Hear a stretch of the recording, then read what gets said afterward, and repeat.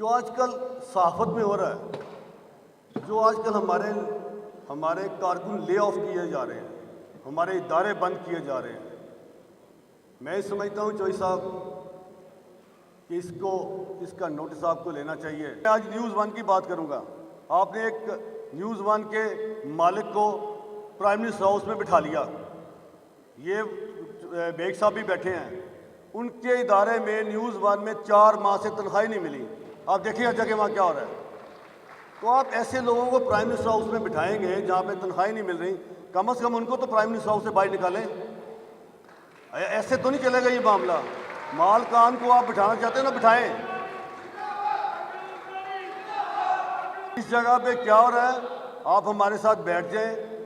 ये बुलंदो बांग दावे जो हैं, हम CPNE को बिठा देंगे, APNS को बिठा लेंगे, PFCJ को बिठा लेंगे, क्लब्स को बिठा लेंगे, बिठाएं। हमारा भी पूछें, इनसे भी पूछें हो क्या रहा है। मुझे PM हाउस में भी जाना पड़ेगा, मुझे खान साहब का रास्ता भी रोकना पड़ेगा, मैं रोक के उनकी तर्जुमानी करूंगा।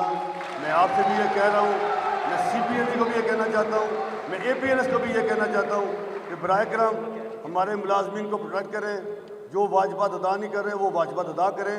चौधरी साहब, ये आपकी रिस्पॉन्सिबिलिटी है, जिम्मेदारी है कि आप उनको वाजिबात दे के दें। जो इदारे बंद हो रहे हैं उनको खोलें, खुदा का वास्ता।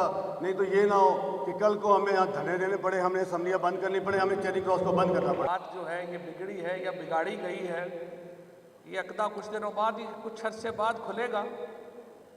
इतना ज़रा पेचीदा मसला है, सारी बातें इतनी खुली महफिल में मैं करना भी नहीं चाहता, लेकिन हो जाती रही।